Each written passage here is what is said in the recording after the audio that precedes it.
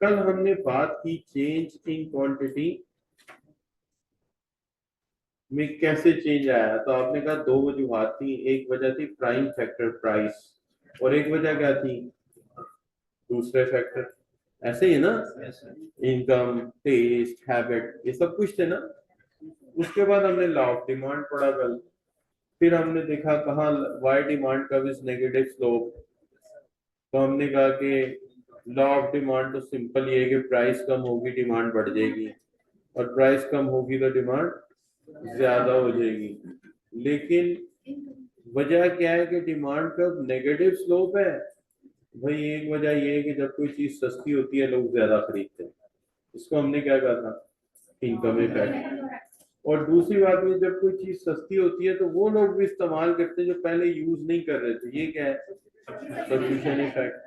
और दूसरा हम कीमत कम इसलिए देते हैं ज्यादा माल की, उसकी क्या वजह है, law of diminishing marginal utility, कि माल ज्यादा होगा कीमत कम मिलेगी। उसके बाद हम आगे थे कहाँ कहाँ ला नहीं लगता। तो हमने कहा था कि जहां कहीं लोग एजाज के तौर पे चीजें खरीदते हैं वहां नहीं लगेगा, जहां अनप्रिडिक्टेबल सूरत हाल होगी वहां नहीं लगेगा, जहां पे इस वजह से भी नहीं लग सकता। और एक वजह जहां लेजी कंज्यूमर है, उसको पता ही नहीं अगली पिछली मालूमात का, उसने ला का क्या पता। और फिर हमने क्या कहा था बच्चों, अनसर्टन कंडीशन हो जाए, गैर यकीनी सूरत हाल हो जाए, पता ही नहीं कल क्या हालात होने, यही बात है ना बच्चों।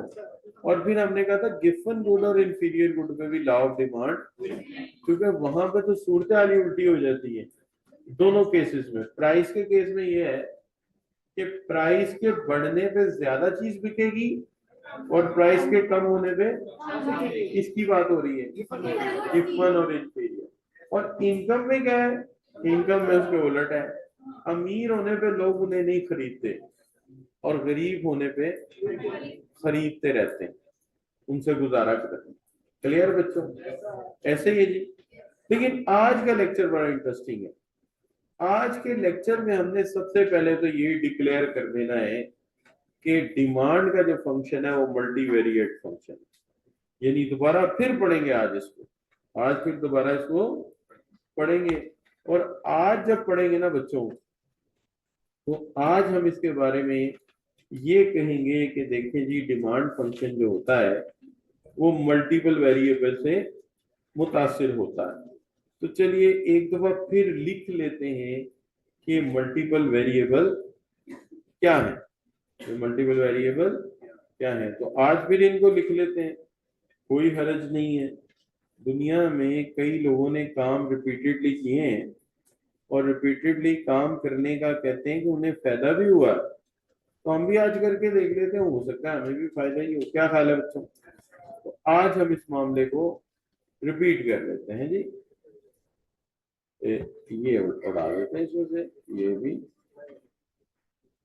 उड़ा, ठीक है जी। अच्छा, ताजा दम हो गया, थोड़ा और ताजा दम कर देते हैं इसको। ये वाला टेबल पकड़ते हैं, ये वाला टेबल, इसको यहाँ से हटा देते हैं। एक नई स्लाइड पकड़ते हैं, यहाँ से मिल जाएगी ये, इसके ऊपर ये टेबल लगा देते हैं। हाँ जी, क्या ही बात है मेरी।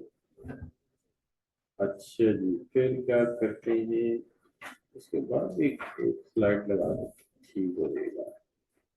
और ये वाली स्लाइड पूरा, ठीक है जी, चल सही हो गया। इसको भी उड़ा देते हैं, इसकी भी क्या जरूरत है, इसको भी उड़ा देते हैं, इसकी भी क्या जरूरत है, इसको भी उड़ा देते हैं, इसकी भी क्या जरूरत है, इसको उड़ाते ही जा रहे हैं। अच्छा बच्चों, चलिए जी, अब ऐसा करते हैं, यहाँ से पकड़ के ना अपना नेम टैग लगा देते हैं। हो सकता है कोई तस्वीर ना दिखे तो नाम तो याद रहेगा। क्या हाल है बच्चों, वो एक फिल्म भी है ना जिसमें कहते हैं नाम तो सुना ही होगा, है ना बच्चों, और इसमें यह नाम तो देखा ही होगा। अच्छा बच्चों, चलिए शुरू करते हैं, बिस्मिल्लाहिर्रहमानिर्रहीम। देखिए, डिमांड का जो फंक्शन है हम कह रहे हैं कि ये एक मल्टीवेरिएट फंक्शन है। यानी एक वेरिएबल से नहीं, दो से नहीं, तीन से नहीं, ये बहुत सारे वेरिएबल से मुतासिर होता है। रिपीट करते, डिमांड का जो फंक्शन है वो मल्टीवेरिएट फंक्शन, वो एक से नहीं, दो से नहीं, तीन से नहीं, बहुत सारे फैक्टर से मुतासिर होता है। राइट जी। तो हम कहते हैं डिमांड का फंक्शन, फंक्शन बना दिया ना एफ से, फंक्शन किससे मुतासिर होता है? पी से। पी से मुराद क्या है? प्राइस ऑफ कमोडिटी, यहाँ लिख भी दिया हमने। वाई से, वाई क्या है? Income of consumer. हम आई से नहीं ना डिनोट करते, इनकम को वाई से डिनोट करते हैं। अच्छा, पीओपी क्या है बच्चों? पॉपुलेशन। समझ आ रही बात? ये भी इसको मुतासिर करती है। हमने कहा था आबादी बढ़ेगी तो डिमांड बढ़ जाएगी, हमने कहा था इनकम बढ़ेगी तो डिमांड। अच्छा, टेस्ट भी मुतासिर करता है, ये भी हमने कहा था, याद है आपको? किसी चीज का टेस्ट लग जाएगा उसकी डिमांड बढ़ जाएगी। अच्छा, हैबिट, किसी चीज की हैबिट हो जाएगी तो डिमांड बढ़ जाएगी, जो हैबिचुअल चीजें। एडवर्टाइजिंग करने से डिमांड बढ़ेगी। अच्छा, पर्सनल सेलिंग करेंगे तो भी डिमांड बढ़ेगी, और प्राइसेस ऑफ रिलेटेड गुड्स से भी डिमांड बढ़ जाएगी, और अगर उस चीज का वेदर आ जाएगा तो भी डिमांड बढ़ जाएगी। राइट जी। अच्छा, तो ये इसका फंक्शन हो गया, लेकिन आज वो कहता है इसके दो हिस्से कर दो, इसके दो हिस्से कर दो। जो इफेक्ट प्राइस ने किया है उसको अलग एक्सप्लेन करो, और जो अदर फैक्टर ने किया उसको अलग एक्सप्लेन करो। अब उसने इसको टर्मिनोलॉजिकल नेम दे दिया। जब प्राइस इफेक्ट करेगी उसका नाम अलग है, जब प्राइस इफेक्ट करेगी उसका नाम अलग है, और जब दूसरे फैक्टर इफेक्ट करेंगे उसका नाम, नाम कोई भी दिया जा सकता है, टर्मिनोलॉजी बस याद करनी पड़ेगी।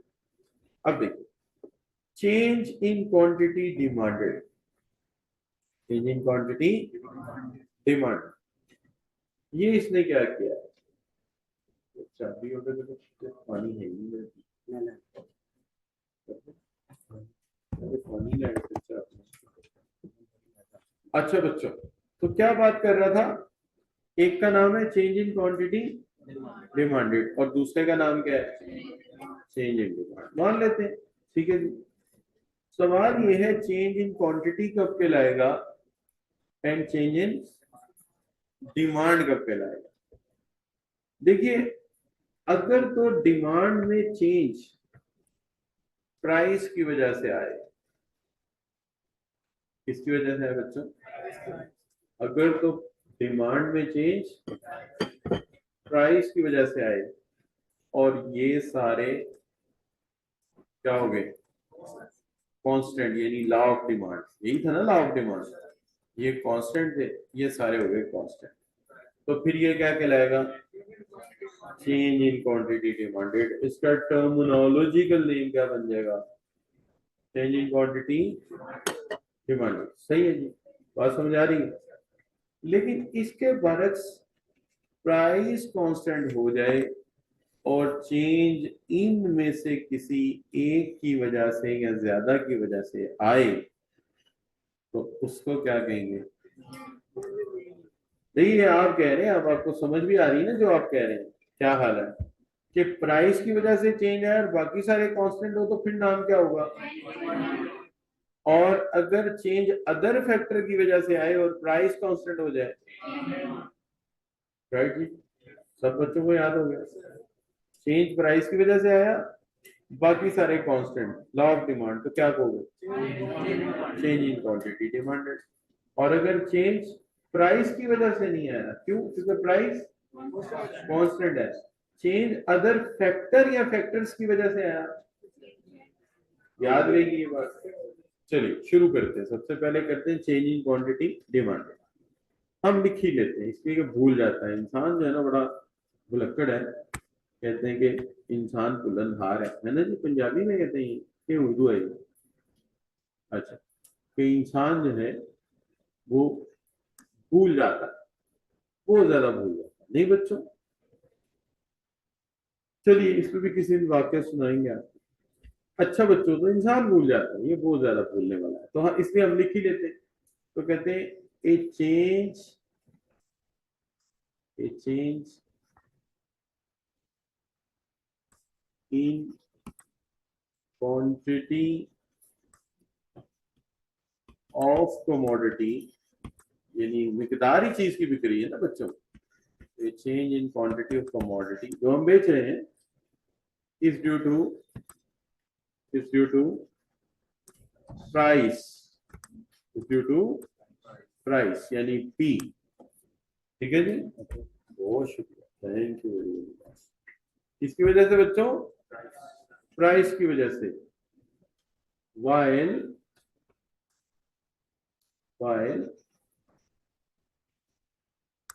other factors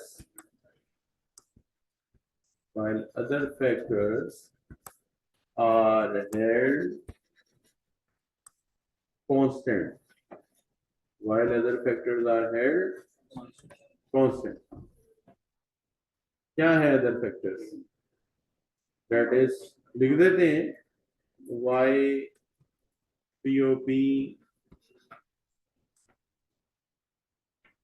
taste, habit, advertising, personal, selling, ठीक है, प्राइसेस ऑफ रिलेटेड गुड्स, कल पढ़ी थी ना prices of related goods, weather, और कुछ चीजें ऐसी जो अभी हमें याद नहीं, इंडस्ट्री में जाएंगे तो पता लगेगा, इंडस्ट्री टू इंडस्ट्री वेरी भी करती है ना। अब एक काम जरा गौर से देखना है आपने, गौर से ये देखना है कि मैंने कुछ चीजों के ऊपर बार लगाया है। क्यों लगाया है? ताकि आपको याद रहे कि ये क्या है, ये कांस्टेंट है, चेंज नहीं हो रही। और चेंज किसकी वजह से आया है? प्राइस जिम्मेदार है इस सारी चेंज की। ठीक है जी, लिहाजा इसको कहा गया चेंज इन क्वांटिटी डिमांडेड। याद रहेगा ना बच्चों, बोलने वाली बात तो है कोई नहीं। क्या हाल है?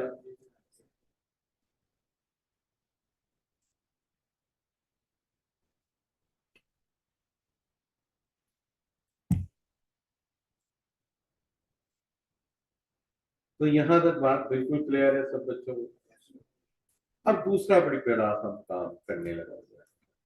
सवाल ये है कि ये तो हमने डिस्क्राइब कर दिया कि ये चेंज क्या है।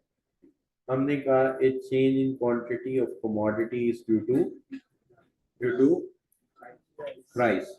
वो चेंज जो प्राइस की वजह से आई है, और बाकी सारे फैक्टर क्या हैं? कांस्टेंट है।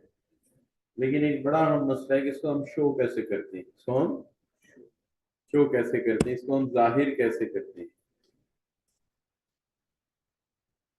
नहीं बच्चे, नाम है ना, ठीक है, सवीहा नाम है। नाम, टर्मिनोलॉजी को नाम कुछ भी दिया जा सकता है। जैसे आप लीवर पढ़ते हैं, ठीक है ना, लॉ ऑफ इंडिपेंडेंट असॉर्टमेंट पढ़ते हैं, तो यूनानी नाम है। आज नए नाम भी रखे जा सकते हैं, लेकिन नाम बस साइंसदान ने रख दिया, वही नाम है। तो कीमत की वजह से चेंज आया तो चेंज इन क्वांटिटी डिमांडेड, और अदर की वजह से आए तो चेंज इन डिमांड, बस उसने नाम रख दिया, हमको उसको वैसे ही याद कर लेते हैं। ठीक है, अच्छा, सही हो गया अभी सभी? क्या हाल है? तो we can not change by ourselves, what's the scientist tell we will remember like that. जैसे साइंसदान कह रहे हैं वैसे ही पढ़ेंगे। अच्छा बच्चों, अब आगे बात दूसरी, क्या कि हम इसको शो करेंगे। हम कहेंगे this change is shown moving from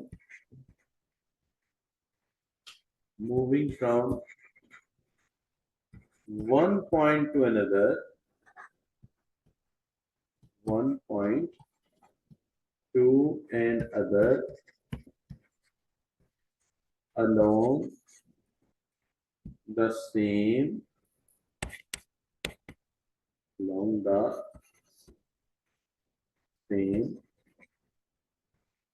demand curve. उसी डिमांड कर्व के एक पॉइंट से दूसरे पॉइंट पर जाने से हम इसको जाहिर करेंगे। ठीक है जी, और इसको किताब में लिखा है मूवमेंट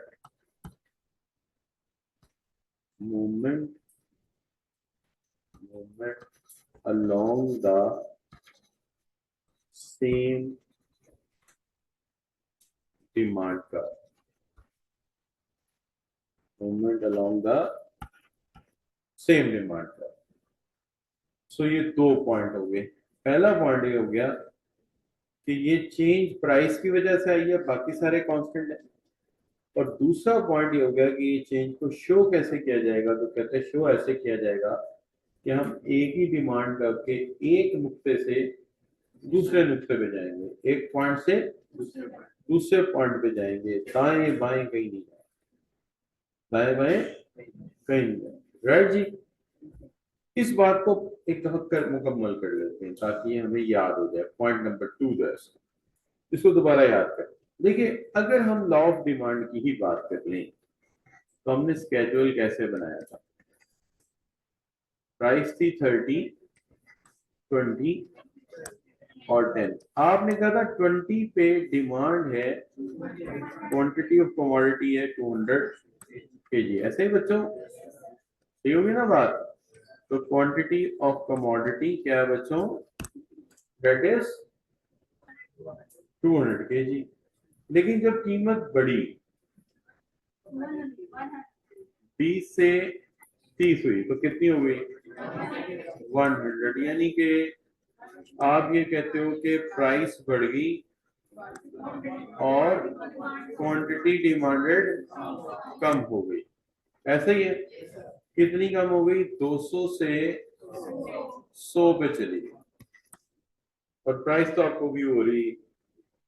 दूसरी तरफ आपने ये कहा था कि अगर प्राइस कम हो गई तो डिमांड 300 kg हो जाएगी। यानी आप ये कहना चाहते हैं अगर प्राइस कम हुई तो क्वांटिटी डिमांडेड 200 से 300 हो जाएगी। राइट जी। कोई चीज मुश्किल। अच्छा, तो अगर इसी बात को मैं एक डायग्राम पे उठा के ले जाऊं, इसी डाटे को एक डायग्राम पे ले जाऊं, आपके सर कितनी दफा डायग्राम एक ही आपने सिखाना है आजकल, कितने दिन हो गए कि डायग्राम लेके लगे। बस आज समझ लो आखिरी, फिर हम आपको कोई और डायग्राम सिखाएंगे। अच्छा जी, आज जरा बड़े सब्र के साथ आपने सुननी मेरी बात।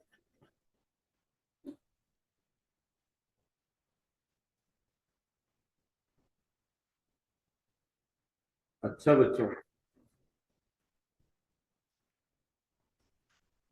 ये है प्राइस, ठीक है जी।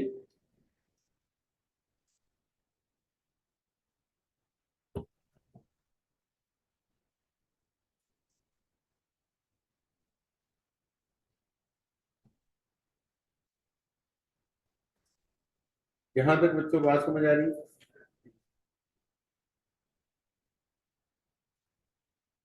यहाँ हमने हंड्रेड्स रख दिए, बात समझ आ रही। 20 पे किसको मिलाऊंगा, मैच करूंगा 200, ऐसे ही है जी। 20 टू 100, तो 30 को किससे मैच करोगे, 30 को 100 से, और 10 को, ठीक है जी। ये पॉइंट बी हो गया, फर्स्ट करो ये हो गया, ये सी हो गया। तीनों को क्या करेंगे, आपस में मिला, इसको कह देंगे डिमांड कर्व है। तो आप कहेंगे सर कर्व तो होता नहीं, प्रैक्टिकली कर्व ही होता है, हम तो डेटा सान ले लेते हैं। अगर आप लीन सोर्स से जाके लॉ ऑफ डिमांड बनाओगे तो ये बड़ा गोल सा बनेगा, ऐसे कन्वेक्स, हो सकता है कॉन्केव बने, इसे हम कहते हैं कर्व। अच्छा बच्चों, चलें रिपीट करते हैं बात। हम कहते हैं कि प्राइस में कमी आ गई, कितनी बच्चों, नतीजा क्या होगा, कितनी, हम बी से कहाँ जाएंगे, सी पर। क्या कहेंगे, हम कहेंगे this is extension in demand.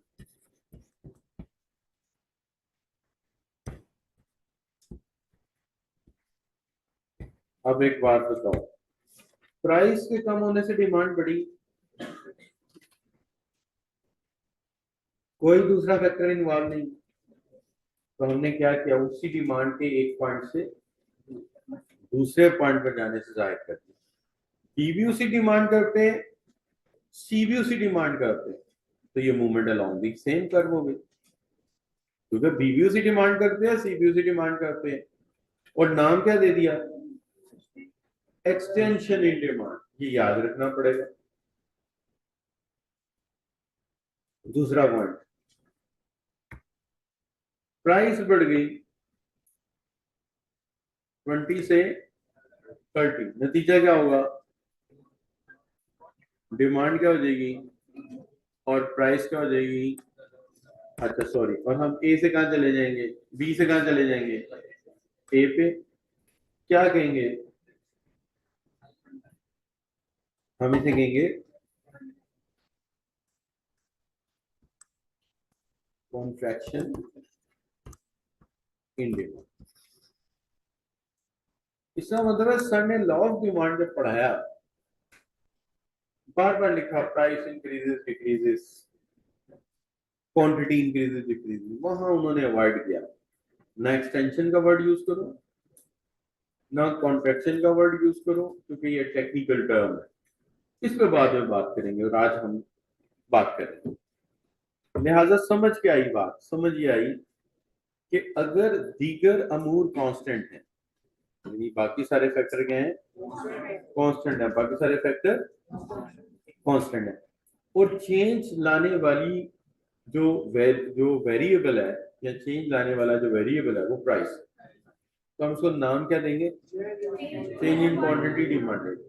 और इस चेंज को कैसे जाहिर करेंगे, उसी डिमांड करके एक पॉइंट से दूसरे पॉइंट पर जाने से, यानी this change is shown by moving from one point two another along the same demand curve. और उसका नाम क्या रखा, movement along same demand curve, right. अच्छा, अब देखिए हमने दोबारा क्या लिया, वही स्केड्यूल, उसमें जब डायग्राम पे ड्रॉ किया तो हमने क्या देखा कि प्राइस जब 20 से 10 होती है और डिमांड हो जाती है 200 से 300, तो हम बी से सी पे आ जाते हैं, एक्सटेंशन इन डिमांड। उसी डिमांड करके एक पॉइंट से दूसरे पॉइंट पे चले जाते हैं, और प्राइस के कम होने से डिमांड को बढ़ना जाहिर कर देते हैं। और जब प्राइस बढ़ती है 20 से 30, तो हम बी से ए पे आ जाते हैं और डिमांड 200 से 100 हो जाती है। अगेन हम उसी डिमांड करके एक पॉइंट से दूसरे पे चले जाते हैं, लेकिन नाम उसे क्या दे रहे हैं, कॉन्ट्रैक्शन। जाहिर है बढ़ेगा तो एक्सटेंशन, घटेगा तो कॉन्ट्रैक्शन। राइट हो गई की बात, कोई चीज मुश्किल नहीं। ये सारा कॉन्सेप्ट अभी तक जो चल रहा है वो चल रहा है चेंज इन क्वांटिटी डिमांडेड। अभी हम चेंज इन डिमांड की तरफ गए ही नहीं, अब जा रहे हैं। सिर्फ एक दो अब बताया था शुरू में डिफरेंस, अब चलते हैं। अब अगर प्राइस कांस्टेंट हो जाए और चेंज दूसरे फैक्टर या फैक्टर्स की वजह से आए, तो फिर हम इसे क्या कहेंगे, चेंज इन डिमांड। 10, अगर प्राइस चेंज लाई है तो नाम चेंज इन क्वांटिटी डिमांडेड है, और अगर अदर फैक्टर लाए हैं चेंज इन डिमांड है। तो चलिए हम करके देखते हैं इसको, इसको भी लिख लेते हैं। नंबर 1, ए चेंज तो जाहिर है उसकी क्वांटिटी में आना है, नाम डिफरेंट देना पड़ेगा, change in quantity of commodity, change in quantity of commodity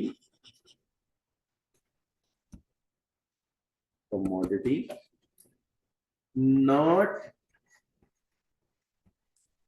due to price। तो देखिए नॉट हमने बड़ा सा करके लिखा है ताकि याद रहे, प्राइस की वजह से नहीं, it is due to other factor, और साथ एस भी लगाया है, फैक्टर्स एक भी हो सकता है, एक से ज्यादा भी हो सकते हैं, लिहाजा पॉजिटिव एस लगाया है ताकि आप समझ सको कि एक भी हो सकता है, एक से ज्यादा भी हो सकते हैं।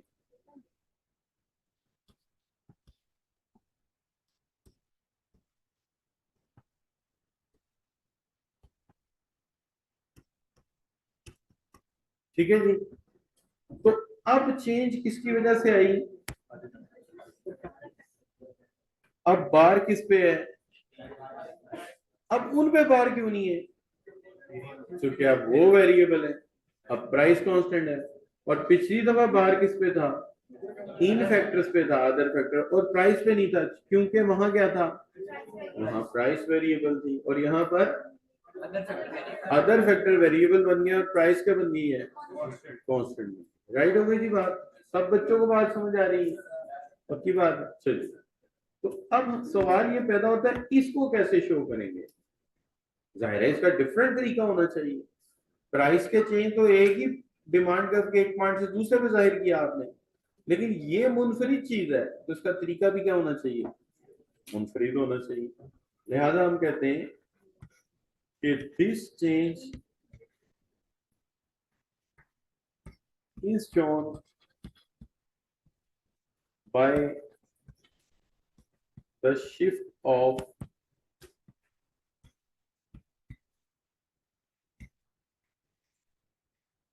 Demand curve. इस चेंज को कैसे जाहिर करोगे? Shift of demand curve. पिछले को कैसे जाहिर किया था? एक ही डिमांड कर्व के एक पॉइंट से, इसको कैसे जाहिर करोगे? डिमांड कर्व भी शिफ्ट कर देंगे। इसलिए हम इन फैक्टर को चाहे तो अदर फैक्टर कहें, चाहे तो शिफ्ट फैक्टर भी कह सकते हैं, चाहे तो शिफ्ट फैक्टर्स भी कह सकते हैं, चाहे तो अदर फैक्टर कह लें, तो फिर शिफ्ट का बाइस बने, लिहाजा ये शिफ्ट फैक्टर है, तो फिर डिमांड कब में क्या ले आते हैं? शिफ्ट ले आते। राइट जी, कोई चीज मुश्किल जी? अब चलते हैं, हम शिफ्ट को जाहिर करते हैं। अब चलते हैं इसको शिफ्ट को जाहिर करते हैं।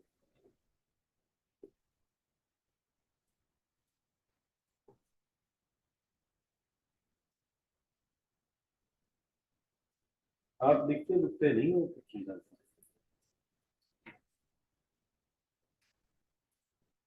सही,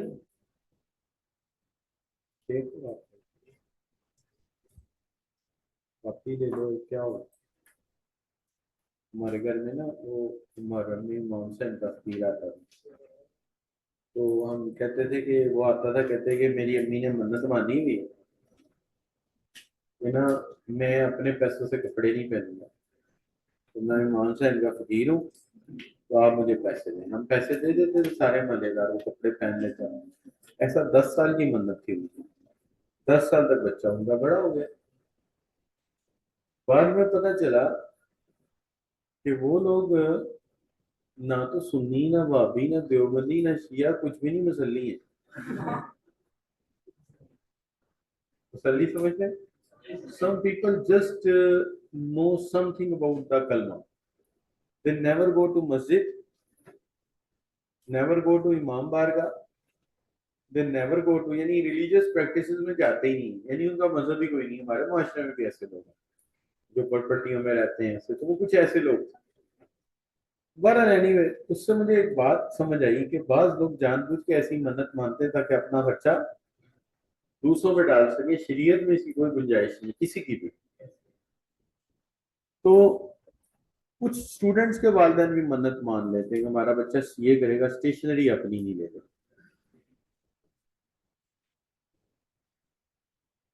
समझ गए होंगे आप बात। बाकी बाकी सेंसिटिव इशू है, मजीद बात करने की जरूरत नहीं। चले, माननी चाहिए, मनते अच्छी चीज होती है। क्या हाल है बच्चों? नहीं नहीं, अच्छा, लेकिन नहीं, मन्नत मान लो तो पूरी करनी पड़ती है, ये बड़ी जरूरी है। क्या हाल है बच्चों? है कि नहीं? अच्छा, so this change is shown by the shift of demand का। तो ये चेंज कैसे जाहिर होगी? शिफ्ट ऑफ डिमांड का। अच्छा, 2 मिनट के लिए सोचिए कि मैं टीचिंग नहीं करता, मेरी बिडन रोड पे ना दुकान, मैं हीटर बेचता हूँ। कोई बात ये हीटर बेचने में हरज क्या है, लेकिन एक बात है, अगर मेरी बिडन रोड पे दुकान होती ना, कसम से आप लोगों ने लिफ्ट भी नहीं करानी। जाहिर बात है, फिर मैंने कहाँ होना था और आपने कहाँ होना था। अगर आप कभी मेरी दुकान पे भी आता तो मैंने कहना था ये साहब तो बात अच्छी है। बात मैंने इज्जत से करनी। अच्छा एक बात आप गौर करेंगे, मेरे अमीरों के स्टाइल सारे आते हैं, इस पर पैसा नहीं है मेरे। यानी अक्सर मैं अमीरों की तरह ही बात करता हूँ। हाँ तो मैं क्या बात कर रहा था, अमीर ऐसे बात करते हैं। गरीब को अपनी बात खुद याद रखनी पड़ती। गरीब अगर किसी मुझे मैं की गल कर रहा हाँ तो अगला कहेगा मुझे भाई नहीं पता तो रहने दो, जरूरत नहीं। अच्छा और अमीर आदमी पूछे ना मैं क्या बात कर रहा था, सर आप बात कर रहे थे जब आप न्यूयॉर्क से फ्रैंकफर्ट गए थे। यानी वो उसकी ये भी याद है कि वो न्यूयॉर्क तो फ्रैंकफर्ट गया था, तो उसका नाम ही ना आता है ना। लेकिन गरीब आदमी कहेगा ना मैं जो उमरा करन गया वहां, तो वो कहेगा मैं क्या बात कर रहा था, जो मैदान रफात की बात कर रहा हूँ, ये नहीं याद है रहने दे। ऐसे होता है ना। अच्छा बच्चों चले छोड़े, हमें क्या लगे, ना हमने अमीर हुए हैं ना हमें पता। अच्छा बच्चों 8,000 रुपये का हीटर बेच रहा हूं मैं, कितने का बच्चों। मैंने बार भी लगा दी, लो जी बार क्यों लगाई, और मैंने कीमत चेंज करनी कोई नहीं। और मेरे रोज के ना 50 हीटर हंस के बिक जाते हैं। बड़ी दुकान है, गरीब आदमी आ तो नहीं सकता। वे 8,000 का हीटर अमीर आदमी लेगा ना, गरीब आदमी तो वो आवाज वाला हीटर ले लेता है जो साथ म्यूजिक भी सुनाता है और आधी कार्बन डाई कमरे में भर देता है। ये तो फायर प्लेस है। अच्छा बच्चों सो क्या हो गया बच्चों, D1 डिमांड कब है, कितने हीटर बिक जाते हैं 50। ठीक है जी। अब हमने गौर करना है बात पर, 50 हीटर रोज के बिकते हैं, लेकिन हुआ ये कि सर्दियां आ गई। क्या आ गई बच्चों, हीटर रोज के बिकने शुरू हो गए 75। क्या मैंने कीमत चेंज की है। अब 75 हीटर बिक रहे हैं तो मैं जस्टिफाइड हूं ना कि मैं इस लाइन को आगे ले जाऊं। मेरे पास और कोई हल नहीं है, क्योंकि देखिए इस साइड वाला वेरिएबल तो चेंज ही नहीं ना हुआ, प्राइस तो चेंज हुई नहीं। चेंज क्या हुई, देखिए बात को समझे, प्राइस 8,000 ही है तो इस साइड से तो मैं लाइन चेंज नहीं ना कर सकता, इधर का पॉइंट तो 8,000 ही रहेगा ना। क्या हाल है, समझ रहे मेरी बात को। क्योंकि अगर तो 8.5 होती तो मैं ऊपर लाइन कर देता, 7 होती तो नीचे कर देता, इसमें से तो कुछ हुआ ही नहीं, वो तो 8 पे है, लिहाजा वो लाइन तो सीधी ही जाएगी।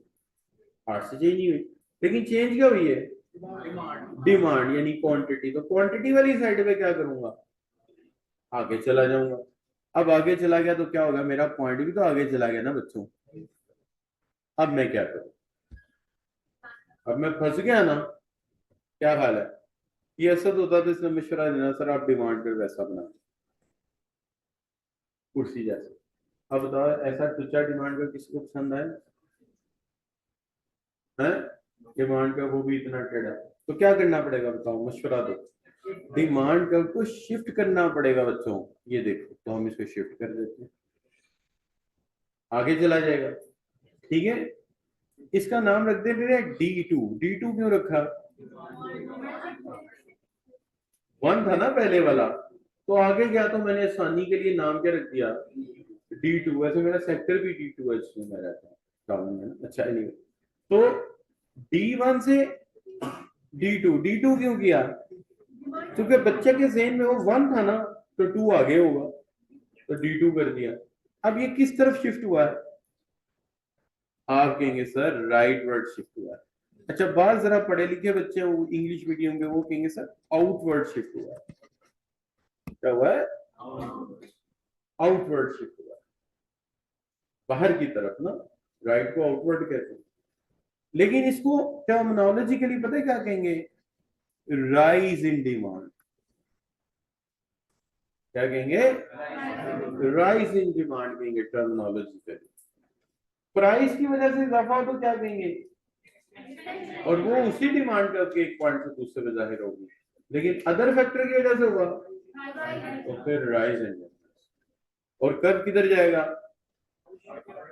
Outward rightward. वजह ये है कि प्राइस चेंज ही नहीं हुई, उस साइड का वेरिएबल तो वही खड़ा है, वेरिएबल इधर वाला शिफ्ट हुआ है। जब इधर वाला शिफ्ट हुआ तो पॉइंट आगे चला गया, और जब पॉइंट आगे चला गया तो फिर डिमांड कर भी आगे चला गया। वजह ये हुई कि सर्दियां आ गई, दिसंबर का महीना शुरू हो गया। ठीक हो गया बात बच्चों? कोई चीज मुश्किल तो नहीं है? अच्छा, चलो सही है।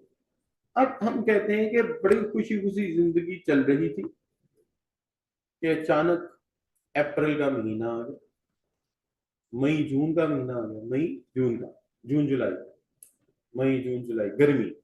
कौन सा मौसम आ गया बच्चों?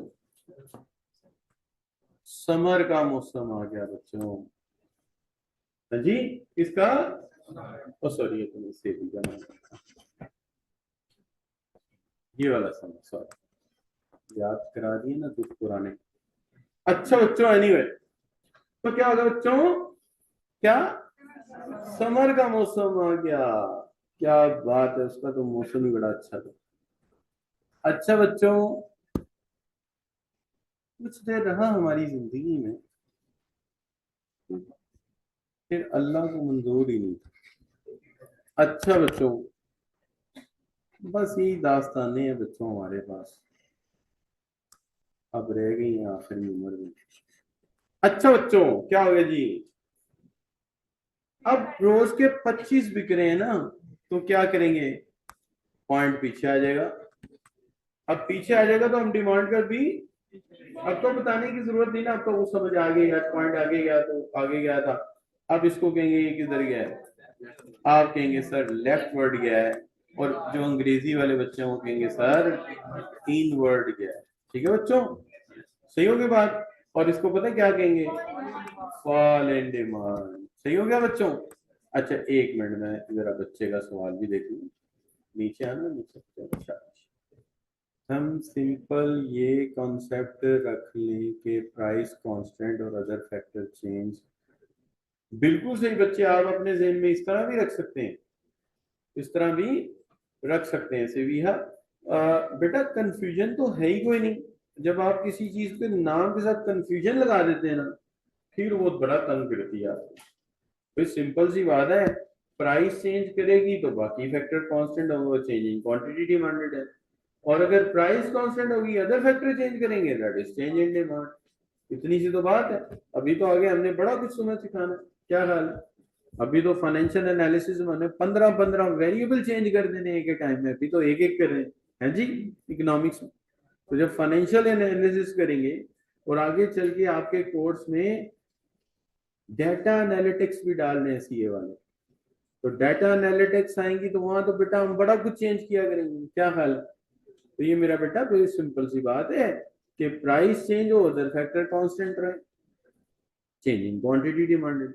और अदर फैक्टर की वजह से चेंज आए, प्राइस कांस्टेंट हो तो चेंज इन डिमांड। नाम याद रखना, बस इतनी सी बात है। अच्छा बच्चों, याद हो गया कि नहीं हो गया? पक्की बात है?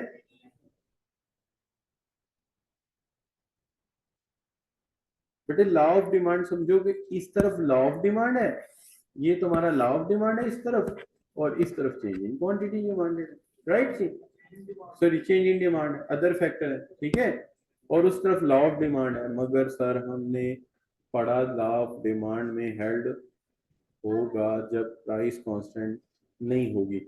हाँ, तो हम बेटे वो लॉ ऑफ डिमांड तुम समझो ना, इस तरफ मैंने वेरिएबल रखा है प्राइस को, और इस तरफ कांस्टेंट कर दिया, ठीक है। अब ये थोड़ी कि हमने कसम खा ली थी कि अल्लाह की कसम आज के बाद प्राइस वेरिएबल ही रहेगी, भाई कहीं कांस्टेंट भी कर सकते हैं, कसम थोड़ी खाई थी हमने। क्या हाल? बदल सकते हैं अपनी राय को ताकि समझाया जा सके बच्चों को कि इस तरह भी चेंज होती है और इस तरह भी चेंज होती है। क्योंकि देखिए, मैंने आपको अभी जो मैं सिखा रहा हूँ, प्राइस से डिमांड चेंज कर रहा हूँ, प्राइस से। अभी मैंने आगे दिखाना, मैंने डिमांड से प्राइस भी चेंज करनी है, दूसरा मॉडल भी तो सिखाना है ना आपको। मैंने तो सारी चेंजेस सिखानी है। अच्छा, सही हो गई बात बच्चों? करेक्ट जी? कोई चीज मुश्किल? परफेक्टली याद हो गया? अच्छा जी, अब याद कैसे हुआ? याद यूं हुआ कि अगर प्राइस वही रहे, डिमांड बढ़ जाए, तो डिमांड कब किधर जाएगा? Outward, rightward. अब प्राइस कांस्टेंट है तो बंदे के जेहन में फौरन आएगा, यार अगर प्राइस कांस्टेंट है तो ये किसी और फैक्टर ने किया है। डेफिनेटली प्राइस के ऊपर तो बाढ़ लगी, प्राइस तो बेचारी हिल ही नहीं हुई अपनी जगह से। इसका मतलब है दूसरे फैक्टर ने किया। वो कौन सा है? वेदर। सर्दियां ही हीटर ज्यादा बिकने शुरू हो गए। अच्छा, गर्मियां आई तो क्या हुआ, हीटर कम बिकने शुरू हो गए, प्राइस तो चेंज हुई नहीं, लिहाजा ये किसने किया, अदर फैक्टर ने, तो ये change in demand, change in demand है। अब आगे चल के इसे याद रखना पड़ेगा। फर्ज करें आप आगे चल के पढ़े कैफ 6, वहां पे किताब में लिखा है there is rise in demand, वहां टीचर आपको नहीं बताएगा, आपको खुद पता होना चाहिए राइज इन डिमांड क्यों हुआ, अदर फैक्टर ने डिमांड चेंज कर दी है, ठीक है, एक ही फिक्रा लिखा होगा वहां बड़ी किताबों में, और अगर लिखा हो there is extension in demand, तो प्राइस कम करके डिमांड बढ़ाई गई है, प्राइस कम करके डिमांड, और अगर लिखा हो कॉन्ट्रैक्शन इन डिमांड, तो आप कहेंगे फिक्र की बात नहीं भैया, तूने कीमत बढ़ाई तो तेरी डिमांड कम हुई है, रिट्रीट कर ले, ये खुद आप समझेंगे वहां जाके। और अगर लिखा हो फॉल इन डिमांड, तो फिर ये टेंशन वाली बात है कि हमने प्राइस भी कम नहीं की और डिमांड कम हो गई। अगर फॉल इन डिमांड है फिर हमें फैक्टर ढूंढना पड़ेगा, एनालिसिस करना पड़ेगा कि इनमें से कौन सा फैक्टर है जो काम कर रहा है प्राइस के अलावा। अगर हम उसे ढूंढ ना पाए तो हम मार्केटिंग भी नहीं कर सकते, फिर हम स्ट्रेटेजी भी नहीं बना सकते। तो स्ट्रेटेजी बनाने के लिए हमें पता होना चाहिए कौन सा वेरिएबल इसको चेंज ला रहा है, ताकि हम उसको ट्रीट कर सकें। चलिए जी, आपकी जहानत का सवाल एक कर देते हैं। इसके अलावा भी तो कुछ प्रोडक्ट्स हैं ना जिन पे वेदर का असर आता है। एक ऐसा प्रोडक्ट है जिसकी गर्मियों में डिमांड बढ़ती है, सर्दियों में कम होती है, एसी। हीटर की सर्दियों में बढ़ती है, गर्मियों में कम होती है, और एसी की सर्दियों में कम होती है। तो बाज कंपनियों ने एसी में हीटर लगा दिया, लेकिन चलाना ना कभी कभी ना चलाना, आधी लाइफ रह जाएगी AC. Never use heater in your air conditioner, use separate heater, otherwise gas leak हो जाएगी और खर्चा बड़ा पड़ता। मैंने 2-3 चीजें सीखी। इन्वर्टर एसी आपके घर में लगे हुए हैं, तो जिन कमरों में इन्वर्टर लगे हैं वहां एयर कूलर चलाने की गलती ना करना, तो ह्यूमिडिटी से गैस लीक हो जाती है। एयर कूलर किसी और कमरे में लगा लो, टीवी लॉन्च में ले जाओ कहीं, लेकिन फिर टीवी भी कवर कर लो। एयर कूलर इलेक्ट्रॉनिक्स का बेड़ा गर्क करते हैं, कंप्यूटर का बेड़ा गर्क करते हैं, और एसी में कभी हीटर यूज मत करें, वरना एसी गया। और एसी आजकल बड़ा महंगा है, 1.5-2 लाख का, और उसमें 5 साल सारा चलना है, 5 ईयर उसकी लाइफ है, तो वो 5 साल तो पूरे कर ले बेचारा। तो 5 साल भी पूरे होने से पहले लीक हो गया तो एसी मैकेनिक की तो मौज हो गई, नया एसी है जी। अच्छा बच्चों, ये बात समझ आती है आपको, एसी वाली नहीं, ये वाली क्या वाला, अगर प्राइस चेंज लाई तो क्या कहोगे, चेंज इन क्वांटिटी डिमांडेड, और अगर अदर फैक्टर लाए तो चेंज इन डिमांड। अच्छा, प्राइस की वजह से डिमांड बढ़ी तो एक्सटेंशन, और प्राइस की वजह से घटी तो कॉन्ट्रैक्शन, और अगर अदर फैक्टर की वजह से घट गई, और अगर अदर फैक्टर की वजह से बढ़ गई प्राइस, लेकिन राइस का वर्ड यहाँ कम बोल रहा है, हमारे कंपेटिटर का भी यही नाम है ना। और आपको पता है कि कानों की भी दीवारें होती हैं, इससे बेहतर ये है आपने क्या करना है कि नाम याद कर लेना है लेकिन कम बोलना है, समझा करो बात। अच्छा, यहाँ तक बच्चों सही है, मुश्किल तो नहीं होगी बात कोई। अच्छा चलो, भाई वहां भी मेरे बड़े यार बेली हैं, हम पहले इकट्ठे काम करते थे, कभी जुम्मा इकट्ठे पढ़ते हैं, कभी कभी फिर पुरानी कहानियां शानियां सुनाते हैं, कोई स्कैन में इकट्ठे थे, कहीं कहीं इकट्ठे थे, मिलते रहते हैं। अच्छा बच्चों, नहीं यहाँ तक कोई चीज मुश्किल सही है जी। चलो आगे बात करते हैं बच्चों, अब बाकी फैक्टर्स को भी डिस्कस कर लेते हैं एक दफा फिर। आज हम डायग्राम के हवाले से डिस्कस करेंगे। मिसाल के तौर पे अब मैं डायग्राम एक ही रखूंगा, ये वाली, अब मैं मूव करूंगा कि राइट शिफ्ट और लेफ्ट शिफ्ट, ये जो मेरे एरोज है ना, ये मेरी डायग्राम, मैं हर एक के साथ डायग्राम नहीं बनाऊंगा, ठीक है। जैसे मैं कहता हूं कि जी पॉपुलेशन आ गई, तो मैं कहता हूं कि जी अगर पॉपुलेशन बढ़ी, अगर पॉपुलेशन में इजाफा हुआ, नंबर ऑफ कंज्यूमर ज्यादा हो गए, तो पॉपुलेशन के बढ़ने से मेरा डिमांड कर्व, और मैं इसको राइज कहूंगा। और अगर मेरी मुल्क की आबादी कम हो जाए तो मैं इसको क्या कहूंगा, फॉल इन डिमांड लेफ्टवर्ड या इनवर्ड। सही जी, समझो ये मेरा डायग्राम है, तुम्हें इतने डायग्राम काम बनाए, आप इतने सारे तो वेरिएबल, राइट जी, पक्की बात है। चलो अच्छा, अब दूसरी बात क्या आ गई बच्चों, शाबाश, इनकम। इनकम को तो कहीं ही नहीं आते, इनकम को यहीं कर देते हैं। अगर किसी बंदे की इनकम बढ़ गई, जैसे आप शॉपिंग करने गए, अचानक खबर आई अब्बू को बोनस मिल गया है, आप अगर 2 शर्टें लेने गए थे तो क्या करोगे, 3 ले आओगे, 4 ले आओगे, अब्बू से कहोगे बोनस में हमारा भी तो हिस्सा है। क्या हाल है, बल्कि आपने कहना ये तो आया ही हमारी दुआओं से है, मैं तो तहज्जुद पढ़ पढ़ के दुआ करती रही हूँ, है ना बच्चों। अच्छा, या करता रहा हूं, है जी। अच्छा, और अगर अल्लाह ना करे अम्मी फोन करे, बेटा तेरी अब्बू की छुट्टियां थी 10, उसके पैसे कट काट लिए उन्होंने, फिर क्या करेंगे, 2 शर्टों की बजाय एक ले आएंगे और हंसते रोते घर आएंगे। सही है, और इदारे वालों को दुआएं दे रहे होंगे, अल्लाह पूछेगा इन्ना गरीबा ना जुल्म कर, नहीं बच्चों, ऐसे होता है कि नहीं होता। अच्छा जी, अब बच्चों क्या होगा जी, आगे आ गया जी टेस्ट। अब टेस्ट का क्या होगा बच्चों, अगर कोई चीज ऐसी है जिसका टेस्ट लोगों को लगना है, तो आप उसका टेस्ट बढ़ाओ, बढ़ेगी, राइट वर्ड। हमने मिसाल दी थी बर्गर की, बर्गर हमारी कौम खाती ही नहीं थी, बल्कि ऐसे 20 साल पहले इसको बन टिक्की कहते थे, और लोग बन टिक्की खा के फिर कहते थे अच्छा हम रोटी का की करना है। यानी मीन कॉन्सेप्ट लोगों का ये था कि ये तो ऐसे ही बस चाय के साथ खाते हैं, है ना जी। लेकिन अगर टेस्ट का एक ही एंगल बनेगा, मेरे ख्याल में दूसरा एंगल बनेगा ही। अच्छा बच्चों, अब दूसरा क्या बन गया जी, हैबिट्स।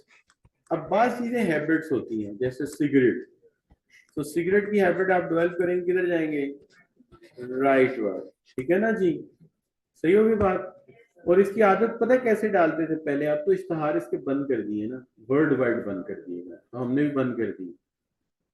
तो इसके इश्तहार हम देखा करते थे बचपन में, पेतरियाटा में लिफ्ट लगी थी, चेयर लिफ्ट ना, जब हम छोटे थे, मरी में, तो वहां एक लड़की फंसी हुई थी चेयर लिफ्ट पे, तो उसको इतने मोटे डोलों वाला लड़का जाके रस्सी पकड़ के बचाता है, लड़की को बचा लेता है, फिर उसको सिगरेट पीता है। वो कहते हैं जिंदा दिल नौजवानों की पसंद है, जो भी तो वो मतलब कि दिखाते थे कि सिगरेट पीने से डोले बड़े हो जाते हैं, बंदा तगड़ा हो जाता है, और सिगरेट पिया करो, है ना बच्चों। मैंने खुद पीना शुरू कर दिया बच्चों एक जमाने में, फिर मेरी शूज थेरेपी करी घर में। उन दिनों ना एक कॉलेज होता था, मैं सीए को पढ़ाना सीख रहा था, मुझे सीए को पढ़ाना नहीं आता था, मैं यूनिवर्सिटी में पढ़ाता, सीए को पढ़ाना हो रहा है, यूनिवर्सिटी में पढ़ाना हो रहा है, इंटायरली डिफरेंट फील्ड। तो मैं पढ़ाना सीख रहा था, वहाँ एक्सेल्सियर कॉलेज था, और वहाँ पे कुछ लोग पैक से आए हुए थे, एक चार्टर्ड अकाउंटेंट थे तौसीफ तारिक साहब, और 2 और लड़के थे, वो दोनों लड़के सिगरेट पीते थे, तारिक साहब भी पीते थे, उनका बेटा भी पीता था, जाफर साहब भी पीते थे, अच्छा, और पांच स्टूडेंट भी पीते थे। तो एक दिन मैंने क्वांटिटेटिव मेथड की क्लास पढ़ाई, प्रोबेबिलिटी का टॉपिक था, बड़ा लंबा, मैं थक गया पढ़ाता पढ़ाता। तो मैं गया कैंटीन वाले के बाद, मैं यार चाय दे दी, कहता सर बड़े थके हुए लग रहे हैं, मैं क्या यार हाँ, थक गया। अभी लेक्चर इकोनॉमिक्स का भी रहा, कहता सर सिगरेट नहीं, भैया मुझे तो पीना नहीं आता था, मैं आपको ट्रेनिंग देता हूँ, चल ठीक। उसने एक सिगरेट लगाया, उसको ऐसे आग लगाई, फिर कहता सर आप ढीला छोड़े, ढीला पहले ऐसे, सर आपने क्या करना है, ऐसे धुआं लेना है ऐसे, और छोड़ देना, इनहेल नहीं करना। कहा ठीक है, मैंने धुआं लिया, आंखों में लगा, हाँ यार ये तो आंखें खुल गई बात थी। उसके साथ मैंने चाय पी, मुझे बहुत इफेक्ट आया, क्योंकि वो निकोटीन जुबान पे लगता था, चाय पीता था वो अंदर चला जाता, अब निकोटीन मुसलसल जुबान के रास्ते मैदे में, और वो जनाब मुझे अलर्ट कर दिया, मैं अगले 2 लेक्चर पढ़ता था, तो बड़े काम की चीज है। उन दिनों में सॉफ्टवेयर हाउस में भी काम करता था, कैप सॉफ्टवेयर था उसका नाम, यहाँ होता था कैवेलरी ग्राउंड के पास, और वहां सारे लड़के सिगरेट पीते थे, मैंने भी शुरू कर दी। वो सिगरेट ऐसी चीज है बच्चों, मैंने रात को सो रहे होना तो मुझे याद ख्वाब में आना कि वो जो मैंने एक सुबह कंपोनेंट बनाया था उसका चौथा अंदर का लूप उल्टा लगा हुआ। मेरी चाक खुल जाए, कंप्यूटर ऑन करना, उसको सही कर देना कि यार ये तो कमाल चीज लग गई है, ख्वाबों में मसले हल हो रहे हैं। है जी, नेगेटिव बहरहाल एनीवे, फिर मुझे ये हुआ कि घर वाले पकड़ के मारेंगे, मैं तो घर में सिगरेट पीता कोई नहीं। एक दफा पहले भी मारा था उन्होंने, वो मैं गिटार बजाया करता था, पड़ोसियों ने शिकायत करके। वाइटल साइंस का ना एक लड़का मार के लिए ऊपर पे रहता, वो मुझे गिटार बजाना सिखा रहा, तो मैंने प्लान ये किया था कि रात को कॉन्सर्ट किया करूंगा, दिन को पढ़ाया करूंगा, तो डबल पैसे हो जाएंगे। अब्बा ने पकड़ के मारा, उन्होंने कहा सीधा राजपूत है तू, अपना मरासी बनाई जा रहे हैं सामने, तो कुत्ता भर गया। अच्छा नहीं, तो बच्चों मैंने सिगरेट क्या किया, मैं गया शालमी मार्केट, वहां से मैं इकट्ठा कार्टन ले आया। मैं यार एक डब्बी लेने जाऊंगा पकड़ा जाऊंगा, तो डब्बा लेके पूरा ही रख लेते। कुछ उस जमाने में स्टूडेंट भी अमीर होते थे, अब तो खैर ज्यादातर गरीब लोग ही आते हैं स्कूल में। उनको पता चला सर ने सिगरेट शुरू किए हैं ना, वो बड़े खुश हुए कि सर ने मतलब बरकत वाला काम किया। और किसी ने मुझे डंडे ला दिए डन हिल के, किसी ने माल ब्रो, किसी वो तो मेरी अलमारी भर गई। मैं रात को सोचता था आज कौन सा चीज कमाल होगा। वो घर वालों ने छापा मारा, तो मैं ऐश फेंकता था शूज के डब्बों में, 3 डब्बे भरे हुए थे, चौथा मैंने शुरू किया हुआ था शूज का डब्बा। वो भर जाती थी, फेंकनी याद नहीं रहती थी, अगले दिन फेंकेंगे, अगला डब्बा शुरू हो गया। और कहा तेरा बेरा गर्क हो जाए, तू की काम के तो सारे घर का मच्छर मारता पड़ा। उन्होंने फिर शूज थेरेपी करी। तो शूज थेरेपी वो करते बड़ी अच्छी, पहले करते थे सॉफ्ट जूतों के साथ, जो पॉलिश वाले ना, नरम। फिर गुस्सा चढ़ता था तो खुशक जूते निकालते थे पुराने वाले, फिर उनसे उसके बाद फिर गीले जूते मारते, बीच में डंडे भी मार देते थे। कपड़े धोने वाले भी उस जमाने में डंडे होते थे घरों में, वो भी चल जाते। तो बड़ा काम आया बच्चों, उसकी वजह से मैं कई जगह से बचा। तो अल्लाह का शुक्र है, फिर मैंने दोबारा नहीं किया। बल्कि जब मेरी शादी हुई ना, बेगम को मरी लेके जा रहा था मैं, तो मैंने देखा मेरी होती ना गाड़ी की शेड, उसके ऊपर सिगरेट की डब्बी। मैंने उससे कहा रावी देख कितना पानी आया हुआ, उसने मुझे देखा तुमको डब्बी बाहर सुटी। मैं गया यार है कम वक्त हाली तक ऐसे ही पई अपने घर जाके शोर में चाह देना। उसके बाद बच्चों मैंने कभी सिगरेट कसम खा ली, मैंने कहा खरीद के पीने ही नहीं, फिर नहीं मैंने कभी खरीदा। कभी कोई सिगार ला दे, अल्लाह नेकी रहते हैं। अच्छा बच्चा सॉरी, तो अल्लाह माफ करे, बहुत घटिया शौक है, इंतहाई बेवकूफाना शौक है। मतलब क्या है उस धुएं में, ना मीठा है ना फीका है, कुछ भी नहीं। मुझे बाद में समझ नहीं में यार बेकार है। दुनिया का सबसे अच्छा शौक है बच्चों को अच्छा पढ़ाओ, अच्छा खाना खाओ, जिंदगी जियो। जिंदगी में खुद ही बड़ा नशा है जी। अच्छा बच्चों चले दफा करें, हैबिट्स लगा दो, क्या होएगा, राइट वर्ड चले जाएंगे। टेस्ट लग गया राइट वर्ड, आबादी बढ़ गई राइट वर्ड, कम हो गई तो लेफ्ट वर्ड। अच्छा कुछ वेरिएबल है वो एक साइड जाते हैं दूसरी साइड, तो सीधी बात है, उनका एक ही इफेक्ट है। चले आगे चले बच्चों, अगला कौन सा है, एडवर्टाइजिंग। अच्छा बच्चों एडवर्टाइजिंग अगर करेंगे किसी चीज की तो क्या होगा, लोगों को उससे अवेयरनेस होगी, इंटरेस्ट जागेगा, लोग उसको खरीदेंगे। लिहाजा क्या होगा बच्चों, एडवर्टीजमेंट ज्यादा करो, राइट वर्ड। अच्छा इसका भी रिवर्स हम नहीं लिखेंगे, ठीक है ना, इसका भी रिवर्स हम नहीं लिखेंगे। इसी तरह बच्चों पर्सनल सेलिंग है, इसका भी हम क्या करेंगे, राइट वर्ड लिखेंगे। अगर आप पर्सनल सेलिंग करोगे वो चीज जल्दी बिक जाएगी। जी बस रिवर्स इसलिए बेटा, हम ये कह ही नहीं सकते कि एडवर्टाइजिंग नहीं करोगे तो सेल कम हो जाएगी, वो अंडरस्टूड बात है। बात केसेस में होगी, बात में नहीं होगी। जैसे मिसाल के तौर पर ग्री की ऐड आती नहीं, लेकिन वो प्रोडक्ट लग गया, अब लोगों को वो डिमांड उसकी आती रहती है। सिगरेट की भी मैं मिसाल दे रहा हूँ, अब ऐड तो नहीं आती, लेकिन लोग खरीदते जा रहे हैं। इसलिए रिवर्स वाला एंगल बात जगह नहीं होता। अच्छा बच्चों आगे क्या आ गया, वेदर तो हो गया ना, ठीक है। वेदर सबसे पहले हो गया था ये वाला वेदर, ठीक है, वेदर सबसे पहले हो गया था। अब चलते हैं प्राइसेस ऑफ रिलेटेड गुड। अच्छा बच्चों ये बड़ा अहम है, प्राइसेस ऑफ रिलेटेड गुड। मैंने कहा था मैं 2-3 दफा पढ़ा दूंगा आपको, तो आज फिर इसको पढ़ते हैं। एक दफा पहले आप पढ़ चुके हैं, याद है ना आपको, प्राइसेस ऑफ रिलेटेड गुड। अच्छा अब मैं इधर भी लिख सकता हूं, अभी मैंने ख्याल रखा था कि यार इस साइड लिखूं। अब ये सारी साइड चेंज इन डिमांड की है। एक तरफ कौन सी गुड है बच्चों, जो सब्स्टिट्यूट है एक दूसरे का, क्या है बच्चों? सब्स्टिट्यूट है। और दूसरी कौन सी है? सब्स्टिट्यूट। और क्या बच्चों? कॉम्प्लीमेंट। अच्छा, सब्स्टिट्यूट सबसे पहले हमने पढ़ी थी, हमने कहा था फर्ज करो कि हम कोक बेच रहे हैं। हम क्या बेच रहे हैं? कोक क्या होती है बच्चों? सॉफ्ट ड्रिंक, ठीक है ना। हम कहते हैं प्राइस ऑफ कोक जो है ना, ये देखो क्या है, कांस्टेंट कर दी। लेकिन प्राइस ऑफ पेप्सी कम हो जाती है, तो उसकी प्राइस इसको इफेक्ट करी, तो अपनी प्राइस तो कांस्टेंट है ना। इसलिए चेंज इन डिमांड में क्यों आया? क्योंकि अपनी प्राइस तो कांस्टेंट है ना, दूसरे की प्राइस आगे इफेक्ट कर रही है, भले वो प्राइस है अपनी तो नहीं ना, दूसरे की। लिहाजा प्राइस के कम होने से डिमांड ऑफ पेप्सी क्या होगी बच्चों? ज्यादा हो जाएगी। लेकिन कोक की डिमांड कम हो जाएगी। अगर हम इसको डायरेक्ट इससे जोड़ें तो असर क्या आया? सेम, यानी पेप्सी की प्राइस के कम होने से कोक की डिमांड कम हो जाएगी। लेकिन हमारा डिमांड कब किधर जाएगा? भाई हमने तो अपनी डिमांड देख दी है ना। हमारा प्रोडक्ट कौन सा है? ये देखो, कोक। हमारा प्रोडक्ट तो कोक है। लिहाजा पेप्सी की कीमत के कम होने से हमारी कोक की डिमांड कम होगी। अपनी प्राइस चेंज नहीं हुई।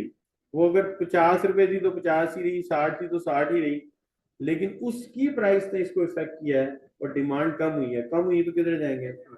लेफ्टवर्ड जाएंगे। कम होने पर लेफ्ट, बढ़ने पर किधर जाएंगे? राइटवर्ड। अच्छा, कम होने को क्या कहते हो? फॉल। अच्छा बच्चों, अब क्या करेंगे? अब फिर रिपीट करते हैं दूसरे एंगल से। कोक की प्राइस हुई है, पेप्सी की प्राइस, तो भाई अपनी प्राइस तो चेंज नहीं ना हुई। हमारी शर्त यही थी कि अपनी प्राइस चेंज ना करे, दूसरा फैक्टर कोई भी चेंज करे।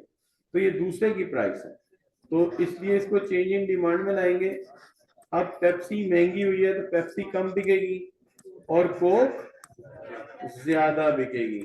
तो हम ये कह सकते हैं कि पेप्सी की कीमत के बढ़ने से कोक की डिमांड बढ़ती है। तो असर क्या आया?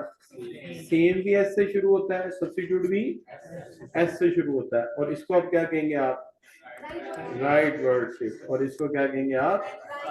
राइज। अगेन आहिस्ता बोलना, ठीक है बच्चों? मुश्किल बात तो नहीं होगी कोई? बिल्कुल क्लियर है। लास्ट एक्सप्लेनेशन और इस एक्सप्लेनेशन में फर्क क्या है? आखिरी वाले एरोस का फर्क, बाकी सारी वही है जो हम पहले पढ़ चुके हैं, ठीक है ना। वहां राइज एंड फॉल नहीं हमने कही थी, और यहाँ पे हमने क्लियर किया है कि अगर पेप्सी सस्ती होगी, पेप्सी सस्ती होगी, कोक की प्राइस चेंज नहीं हुई, तो पेप्सी के सस्ते होने से कोक कम बिकेगी, लेफ्टवर्ड आ जाएंगे। और पेप्सी के महंगे होने से कोक ज्यादा बिकेगी, तो हम राइटवर्ड आ जाएंगे, क्योंकि कोक की अपनी प्राइस तो चेंज नहीं हुई। राइट जी। अब हम दूसरी तरफ ले लेते हैं वो चीजें जो इकट्ठी यूज होती हैं, इनको कहते हैं कॉम्प्लीमेंट्री। कॉम्प्लीमेंट्री चीजें वो होती हैं जो जॉइंटली डिमांडेड होती है। क्या होती है बच्चों? इनको हम कहते हैं जॉइंटली डिमांडेड गुड्स। राइट जी। तो हम क्या करेंगे? हम कहेंगे फर्ज करो कि हम बेच रहे हैं बॉल, क्रिकेट का बॉल, ठीक है जी। तो हम कहते हैं price of cricket ball is constant. उसकी अपनी प्राइस चेंज है, कांस्टेंट होने से तो चेंज इन डिमांड में आया। वो क्या हाल है? अगर वो चेंज होता है तो फिर तो वो चेंज इन क्वांटिटी में चला जाएगा। लिहाजा प्राइस उसकी कांस्टेंट है, लेकिन बैट की प्राइस क्या हो गई? कम हो गई। भाई उसकी अपनी प्राइस तो चेंज नहीं ना हुई, उसकी प्राइस ने इसको इफेक्ट किया है, लिहाजा ये चेंज इन डिमांड में आएगा। तो क्या हुआ? लोगों के पास बैट आ गए ज्यादा। जो लोग खेलते थे, ठीक है जी, ताश, वो भी क्रिकेट खेलने लग गए। जो लोग बांदर किला खेलते थे वो भी क्रिकेट खेलने लग गए। जो पीटू गोलमागरम खेलते थे वो भी क्रिकेट खेलने लग गए। अब क्या होगा? अब बैट ज्यादा है तो बॉल भी ज्यादा बिकेगा, तो इसकी डिमांड किधर चली जाएगी? Right word. क्योंकि उसकी अपनी कीमत तो चेंज नहीं हुई, उसको कहा जाएगा राइज इन डिमांड। राइट जी। लेकिन असर क्या पड़ा अगर गौर किया जाए? तो हम कहेंगे बैट के सस्ते होने से बॉल ज्यादा बिकता है। रिवर्स क्या हुआ, असर क्या हुआ, कन्वर्स। तो कन्वर्स भी किससे शुरू होता है, कॉम्प्लीमेंट भी किससे शुरू होता है, सी से। याद रहेगा, उल्टा असर होगा तो कॉम्प्लीमेंट, सीधा असर होगा तो substitute, same substitute, converse complement. अच्छा बच्चों, प्राइस ऑफ बॉल सेम है लेकिन प्राइस ऑफ बैट ज्यादा हो गई। अब सिर्फ अमीरों के बच्चे क्रिकेट खेल सकते हैं, तो क्या होगा बच्चों, लोगों के पास बैट नहीं होगा। कोई फुटबॉल में चला जाएगा, वो हॉकी में चला जाएगा, ज्यादा फुटबॉल में जाएंगे क्योंकि एक ही बॉल से सारे खेल लेंगे। क्या हाल है बच्चों, और डिमांड क्या होगी, शाबाश, बॉल की कम हो जाएगी बेटा, क्योंकि बैट ही नहीं है तो बॉल का क्या करेंगे, ठीक है ना, कैच कैच थोड़ी खेलना उससे। लिहाजा क्या होगा, कन्वर्स असर होगा। हम कहेंगे कि जी बैट के महंगे होने से बॉल भी नहीं बिकता, ठीक है ना, तो ये किधर चले जाएंगे, लेफ्ट वर्ड, और कहेंगे फॉल इन राइट। हो गई जी बात, नो इशू, पक्की बात है क्यों जी। अगर किसी प्रोडक्ट की प्राइस के चेंज होने से दूसरे पर कोई असर ना पड़े तो उसे क्या कहेंगे, असर ही ना पड़े, कोई असर ना पड़े, ना बढ़े ना कम हो, उसे कहेंगे इंडिपेंडेंट गुड्स। क्या कहेंगे, अगर किसी चीज की प्राइस के चेंज होने से दूसरे पर कोई असर नहीं पड़ता तो उसे क्या कहेंगे।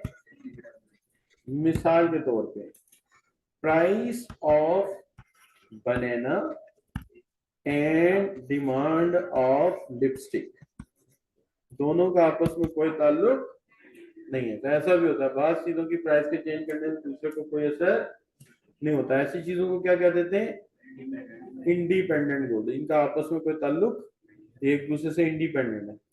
डिपेंडेंट या ताल्लुक तब जुड़ेगा या तो उसकी प्राइस के कम होने से इसकी डिमांड कम हो, तो उसकी प्राइस के कम होने से इसकी डिमांड कम हुई है, तो ये क्या है, उसकी प्राइस के कम होने से इसकी डिमांड कम हुई है, क्या है,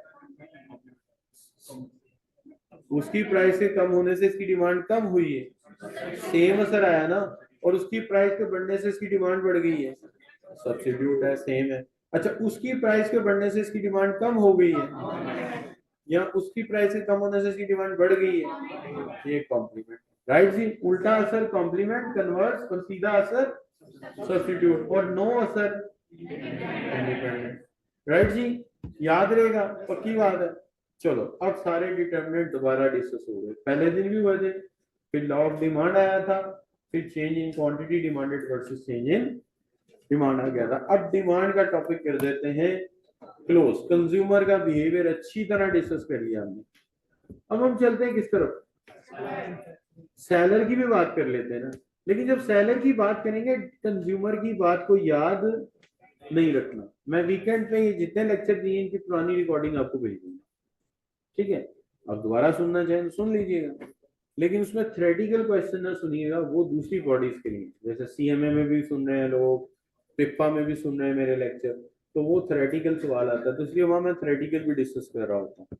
तो अगर आप कभी मेरा कोई लेक्चर यूट्यूब से सुन रहे हैं और उसमें थ्योरेटिकल क्वेश्चन आ जाए तो क्या करेंगे, उसको स्किप कर देना, वो आपके लिए। एमसीक्यूज आ जाए तो फिर क्या करेंगे, फिर सुन लेंगे, वो तो आपके पेपर की बात है। क्लियर बच्चों, एमसीक्यू सुन लीजिएगा, थ्योरेटिकल ना सुनिएगा, मैं आपको भेज दूंगा, ठीक है जी।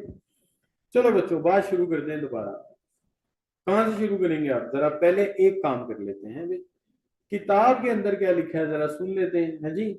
किताब के अंदर किस तरह से लिखा हुआ है थोड़ा सा देख लेना चाहिए। किताब हम निकाल लेते हैं जरा ना, आपकी एग्जैक्ट बुक आपके सामने रखते हैं, ठीक है, इसको जरा सेव कर दें, कर देते हैं, आपके काम आ जाएगा या अगले आने वालों के काम आ जाएगा। अच्छा बच्चों, किताब में जो टॉपिक है ना, पहले ये देख लीजिए कि यहाँ पे कहाँ पे, ये चैप्टर है हमारा, चैप्टर नंबर 2, चैप्टर नंबर 2 है।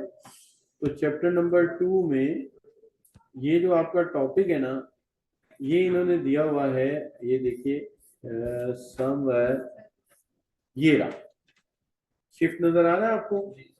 तो इसने यहाँ लिखा हुआ है बच्चों, इसका नाम क्या लिखा हुआ है, मूवमेंट अलोंग द कर्व। अच्छा, मूवमेंट अलोंग द कर्व किस वजह से हुई होगी, प्राइस की वजह से, और शिफ्ट किस वजह से हुआ होगा, अदर फैक्टर्स की वजह से। सही हो गई बात। अच्छा, और शिफ्ट जो है बच्चों, उसके इसने कौन से फैक्टर लिखे हैं, सबसे पहले उसने क्या लिखा है, इनकम, और क्या लिखा है, as income of consumer rises he will purchase more of those products which are available still available at the same price, क्योंकि प्राइस तो सेम रहनी है, तो आपको पता ही है। क्या हाल है बच्चों, वो तो कांस्टेंट है ना यहाँ पे। और टेस्ट के बारे में भी लिखा है, अगर लाइकिंग और डिसलाइकिंग फैक्टर आए तो भी डिमांड पे असर करते हैं। देखो वेदर भी लिखा हुआ है इसमें, और वेदर के लिए क्या मिसाल दी है कि कॉफी जो, चाय जो है, चाय कॉफी कहता है विंटर में ज्यादा बिकती है, तो ये राइट वर्ड चली जाएगी। और गर्मियों में चाय और कॉफी कम बिकती है, क्योंकि सर्दियों में आप चाय दिन में 6 दफा पी लेते हैं, और गर्मियों में 2 दफा, 1 दफा पी लेते हैं, 3 दफा पियो तो जुबान जो है ना उसको छाले निकल आते हैं। अच्छा बच्चों, आबादी बढ़ जाए तो बढ़ जाती है, ठीक है जी। और देखिए एडवर्टाइजिंग का भी जिक्र किया है इसने कि सक्सेसफुल एडवर्टाइजिंग से डिमांड में इजाफा होता है। अच्छा, उसके अलावा इसने कॉम्प्लीमेंट का जिक्र नहीं किया, सिर्फ सब्स्टिट्यूट का जिक्र किया है। कहते हैं कि price of A substitute also effect the demand for the product and increase in the price of one good will cause increase in the demand for. इसने लॉजिक बताई ही नहीं, सीधी बात की, तो उसकी कीमत के बढ़ने से इसकी डिमांड बढ़ी, तो सेम सब्स्टिट्यूट, ठीक है। और अगर कम हो गई तो क्या हाल है, जैसे देखिए वो कहता है कि आप प्राइस बढ़ गई एलजी की, एलजी क्या है, टीवी, ठीक है, तो few consumer will shift to the substitute जिसका नाम सैमसंग हो सकता है, राइट जी। तो एलजी के महंगे होने से सैमसंग ज्यादा बिकेगा, ये इसमें मिसाल है, राइट। मुश्किल बात तो नहीं कर दी कोई, ये इसके अंदर गिवन है आपकी किताब, राइट जी।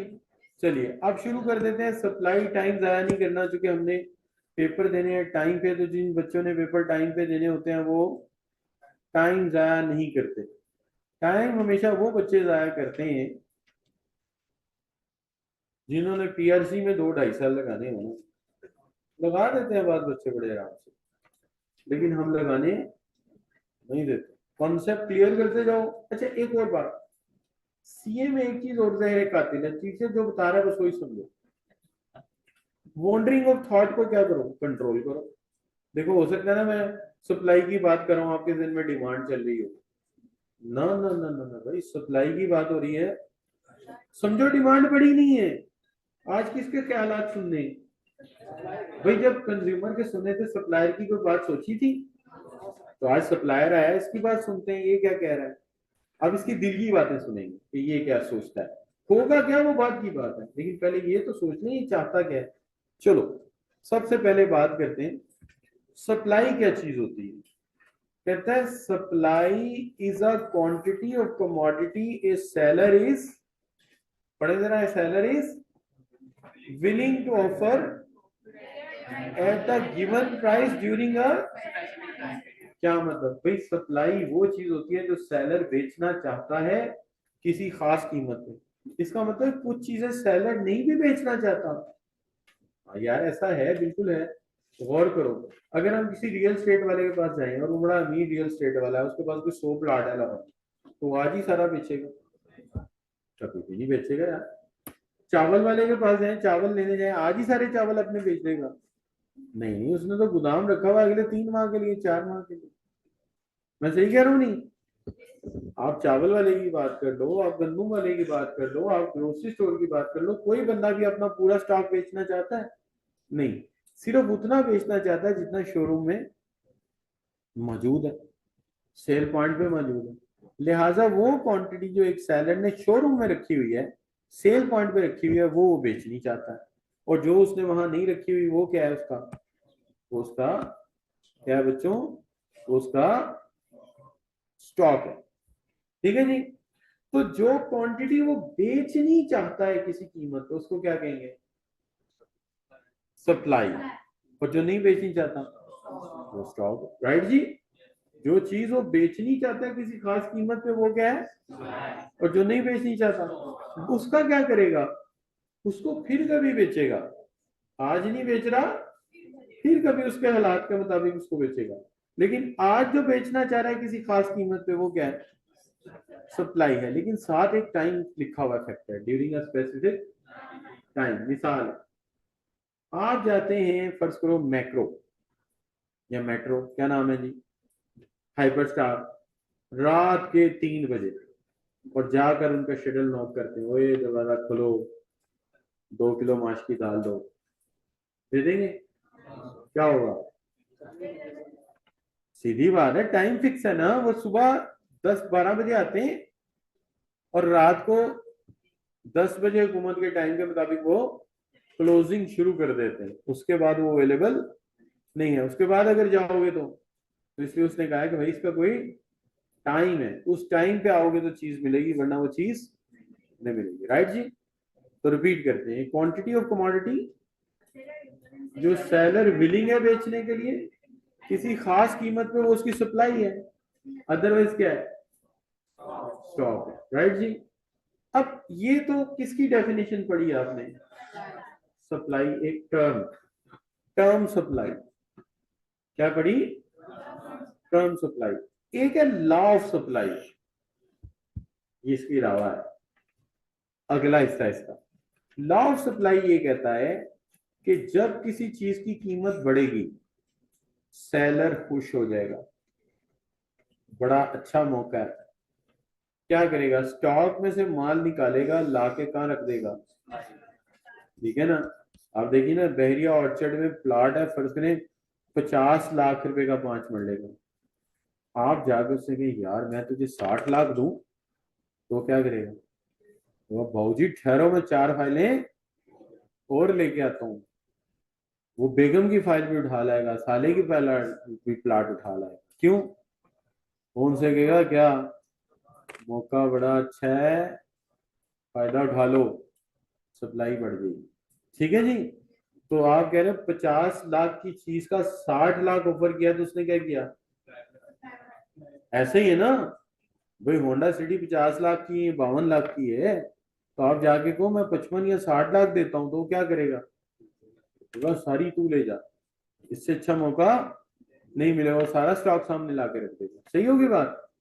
लेकिन अगर फर्ज करो कि 50 लाख के प्लाट का आप दे रहे हो 45 या 40, और वो भी फंसा हुआ है, मजबूरी है, तो क्या करेगा? एक आधा प्लाट तो आपको दे देगा, बाकी प्लाटों की फाइलें उठा के किधर रख देगा जाके? कहेगा यार फिर कभी कोई अच्छा क्लाइंट आएगा तो बेचूंगा, आज कंजूस मक्खी चूस आया हुआ है, इसको ये बेच दे के घर का खर्चा चल जाए, थोड़ा बहुत नुकसान में आइंदा पूरा कर लेंगे। ठीक है ना? क्योंकि ऐसी सूरत में क्या होगा बच्चों, वो उदास हो जाएगा। तो कीमत के कम होने पे क्या होता है? उदास हो जाता है, माल उठा के क्या रख देता है? स्टॉक में। और जब कीमत ज्यादा होती है तो क्या होता है? खुश होता है, तो क्या कर देता है? सप्लाई इस तरह करके। तो ये बिहेवियर किसका है? सेलर का। देखिए सेलर कैसा, सेलर उल्टा सोचता है, महंगा होगा तो बेचूंगा, और कंज्यूमर क्या सोचता है? सीधी बात है, हम अपना सोचेंगे, वो अपना सोचेगा। तो उसकी सोच अभी पढ़ रहे हैं, होगा क्या? ये भी फैसला अभी होगा, जब ये आमने सामने आएंगे तो फैसला होगा ना। क्या हाल है बच्चों, है कि नहीं? आमने सामने आएंगे तो हो जाएगा फैसला, कौन कितने पानी में है जी, है कि नहीं? अच्छा, तो अब ये फर्क हो गया सप्लाई और स्टॉक में। तो समझ आ गया सप्लाई क्या है, लॉ ऑफ सप्लाई क्या है? प्राइस के कम होने पे सप्लाई डिक्रीज होगी, क्योंकि सेलर को कम पैसा मिल रहा है, और ज्यादा होने पे क्यों? क्योंकि सेलर को ज्यादा मुनाफा मिल रहा है। अच्छा, अब फिर वही बात आ गई डिटर्मिनेंट वाली। पहले कुछ चीजें कांस्टेंट सपोज करो, फिर चलेंगे लॉ ऑफ सप्लाई में, लेकिन फिर भी उससे पहले पढ़ लेते हैं हम। देखिए, एक होता है प्राइम डिटर्मिनेंट, तो सप्लाई का भी प्राइम डिटर्मिनेंट क्या है? प्राइस है। प्राइस बढ़ेगी तो बढ़ जाएगी, पक्की बात है, याद रहेगा। और प्राइस कम हुई तो पक्की बात है। ये क्या है? Law of supply. तो प्राइम डिटर्मिनेंट क्या है? प्राइस। मैंने कहा था जैसे अल्लाह ना करे किसी को डायबिटिक है, तो बहुत सारी चीजें होंगी, लेकिन प्राइम वेरिएबल डॉक्टर क्या बताएगा? एक कौन सा? चीनी। और अगर ब्लड प्रेशर है, हाइपरटेंशन है, साल्ट। इसी तरह सप्लाई और डिमांड में हमने पहला वेरिएबल क्या बताया? प्राइस। बाकी भी है, लेकिन प्राइस प्राइम है। अच्छा, तो प्राइस के बढ़ने से सप्लाई बढ़ेगी, लॉजिक क्या है? मुनाफा ज्यादा मिल रहा है, स्टॉक से माल निकालेगा, सप्लाई में रख देगा। और अगर सस्ती हो गई तो कहेगा फिर कभी बेच लूंगा, माल उठाएगा, जाकर कहाँ रख देगा, स्टॉक में, राइट जी। अच्छा, दूसरा वेरिएबल कौन सा है, टेक्नोलॉजी। अच्छा, जब भी बच्चों टेक्नोलॉजी जदीद आएगी, नई टेक्नोलॉजी आएगी, इसका इम्पैक्ट क्या होगा, सोचते हैं हम सब मिलकर। देखिए, सबसे पहली बात, नई टेक्नोलॉजी वेस्ट कम करेगी।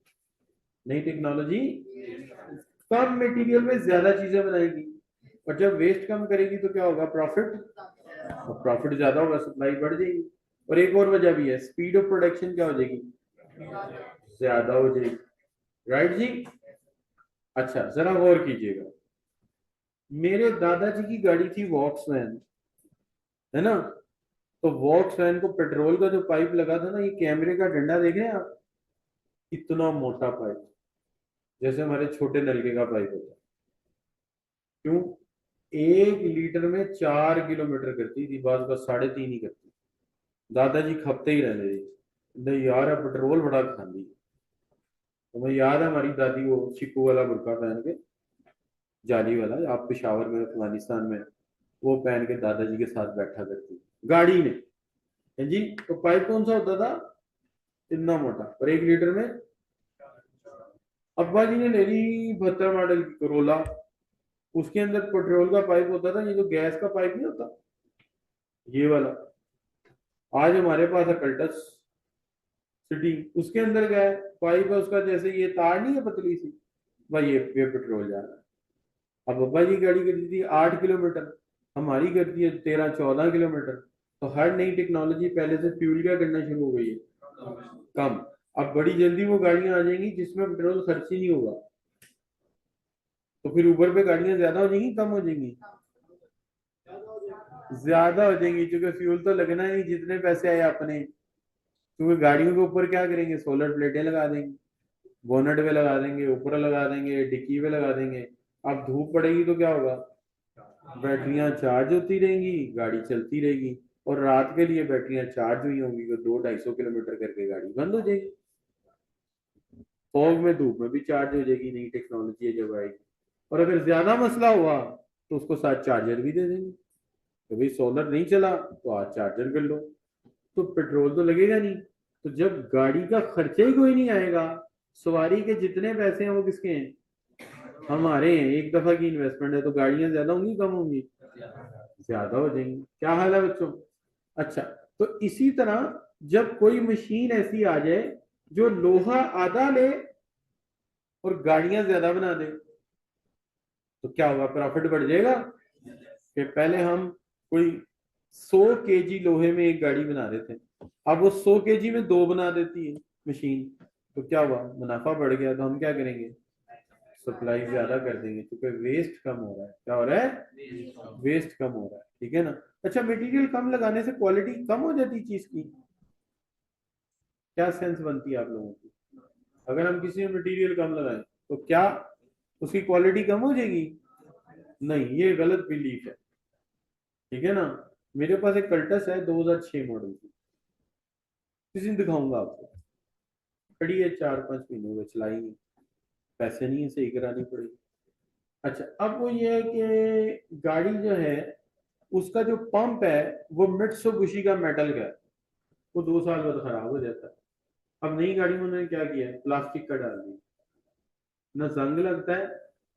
मडगार्ड भी गाड़ियों के ऐसे ही कर दी है, प्लास्टिक के कर दिया, तो मोटरसाइकिलों को भी प्लास्टिक के कर दिए, जंग लगेगा ही नहीं।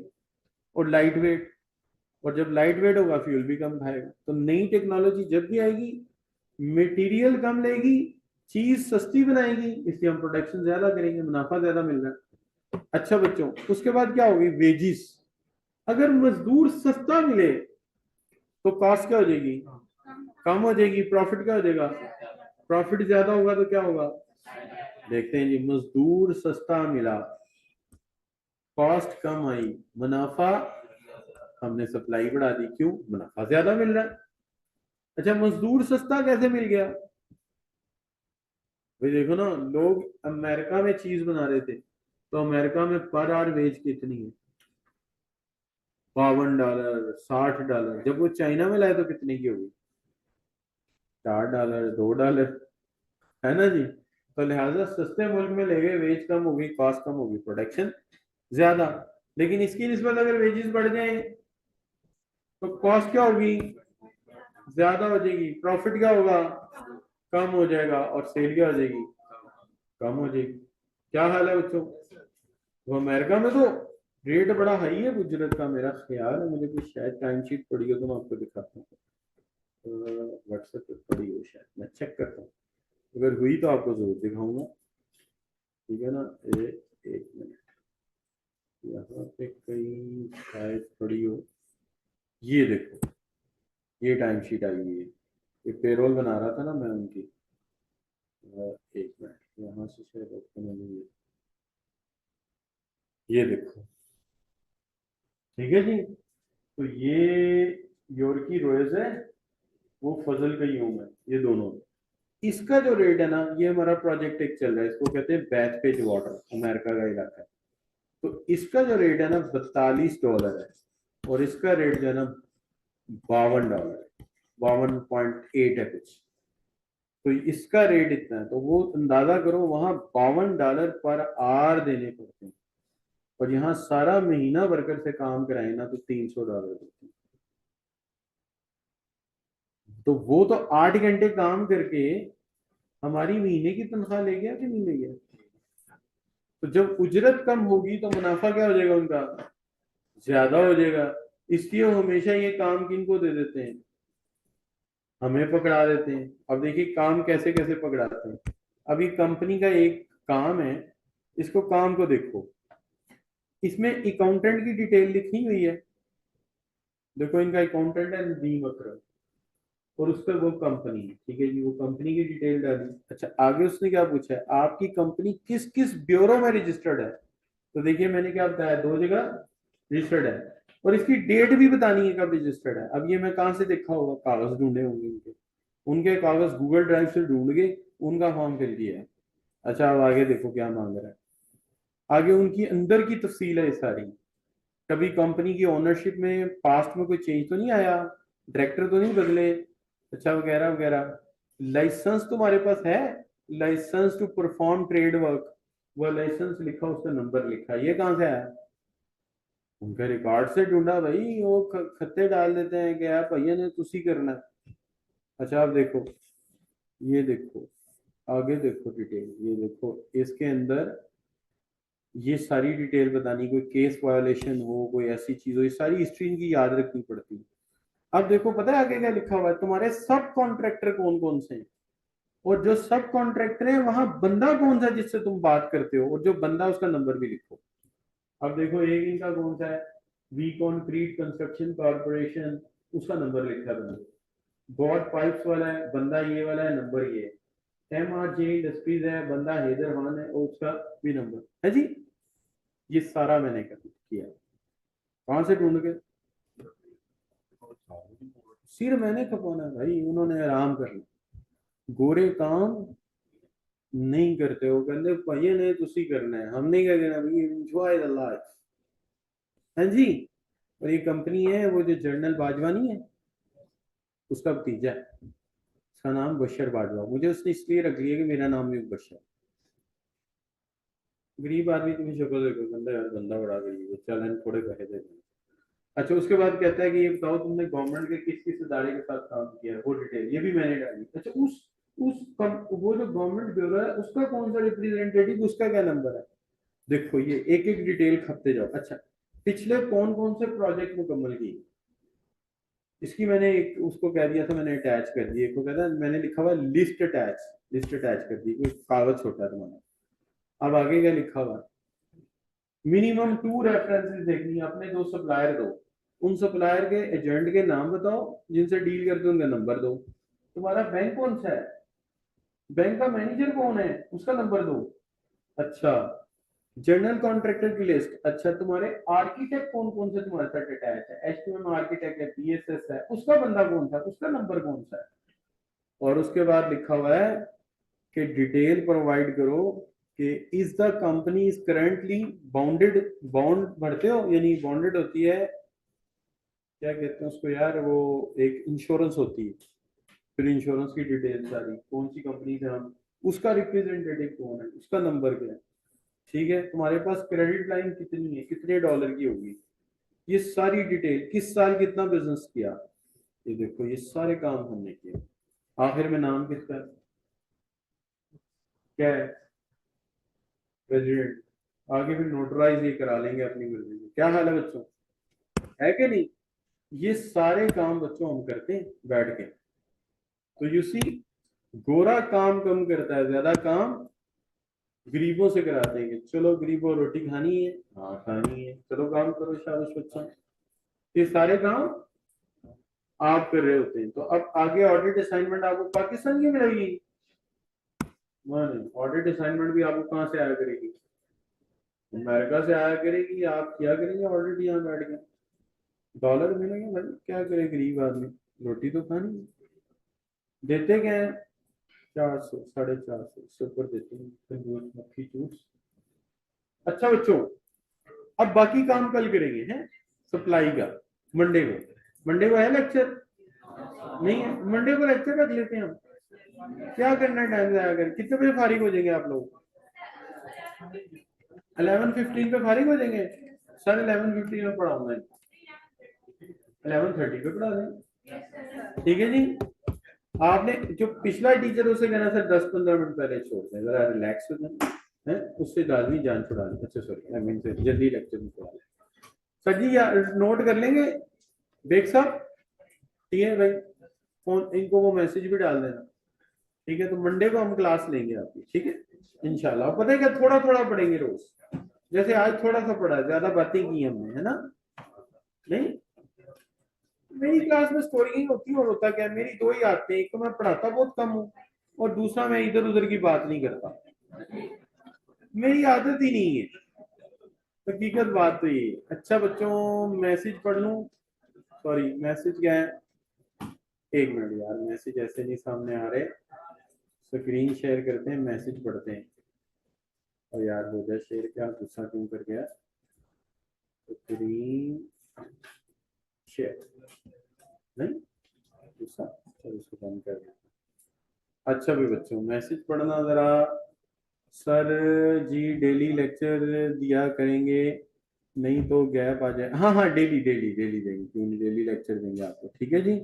और एक बात, जिस लेक्चर की रिकॉर्डिंग पुरानी होगी वो मैं आपको दे दूंगा, सारों की नहीं मिलेगी आपको। तो कोई बंदा छुट्टी कर ले, हो यार रिकॉर्डिंग मिल जाएगी, हमेशा नहीं मिलेगी, कभी होगी तो दे देंगे, नहीं होगी तो नहीं देंगे। ज्यादा रहना आपने रेगुलर है, समझ आपको क्लास ज्वाइन करोगे तो आएगी, ताकि सवाल जवाब भी कर सको, ठीक होगी ना बात। सर आपने पढ़ाया था,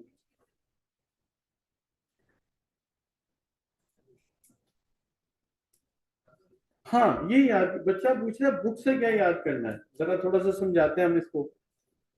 बच्चों बात ये है कि आपका पेपर आएगा एमसीक्यूज की शक्ल में, आपने कुछ भी वहां लिखना नहीं है, तो आप क्या करेंगे, कॉन्सेप्ट याद रख लेंगे, किताब को 2 से 3 दफा रीड कर लें, 2 दफा रीड कर लें, 3 दफा रीड कर लें, और कॉन्सेप्ट याद कर लें, पेपर हल हो जाएगा, ठीक है जी। सही हो गया।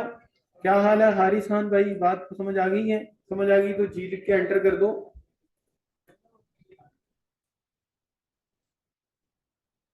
ठीक है, सही, सबिहा ने जी लिख दिया है, और हारिस का जी अभी नहीं है। हारिस कहाँ चलेगा बेटा, चाय तो नहीं पीने लग गया।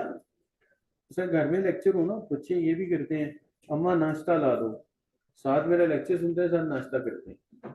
अच्छा बच्चों, नहीं उसने जवाब दे दिया, बड़ा अच्छा बच्चा है हारिस। ओके बच्चों, नाइस सी यू इंशाल्लाह ऑन मंडे, टिल देन अल्लाह हाफिज।